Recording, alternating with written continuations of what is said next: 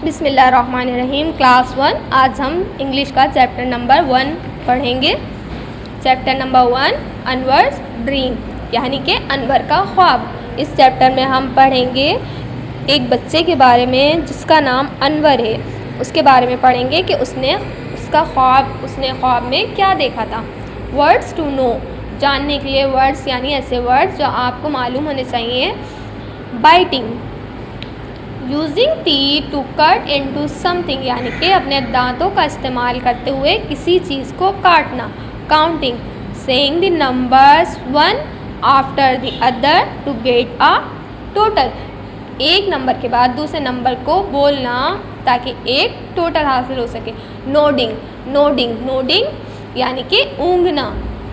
जब हमें नींद आ रही होती है तो हम जैसे नींद के झोंके लेना कहते हैं ना, बैठे बैठे झोंके ले रहे होते हैं, उसे कहते हैं nodding. Letting your head fall forwards when tired and falling asleep, यानी कि अपने सर को जो है वो आगे की तरफ ढाल देना जब हम बहुत ज़्यादा थके हुए हों और हमें नींद आ रही हो।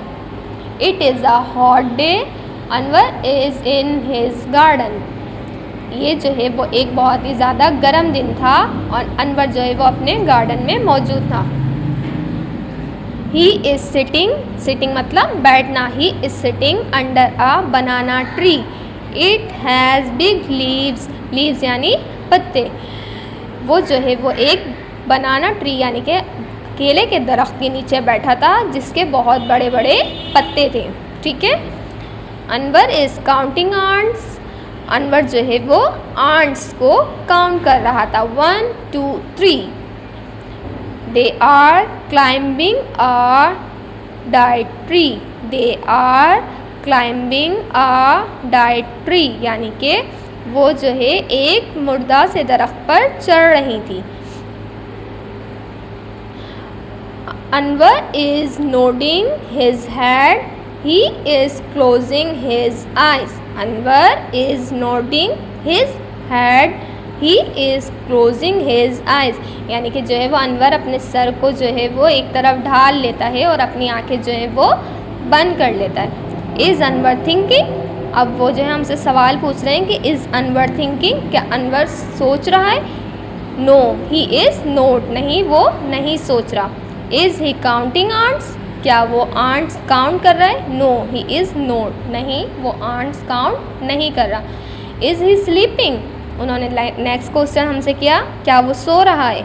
यस ही इज़, वो सो रहा है। अब क्या होता है जब अनवर सो जाता है तो इससे आगे जो है हम पढ़ेंगे कि अनवर ने ख्वाब में क्या देखा। अब ये जितनी भी बातें हैं ये सब अनवर के ख्वाब के हवाले से। Anwar is climbing the diet tree, he is sitting on a branch.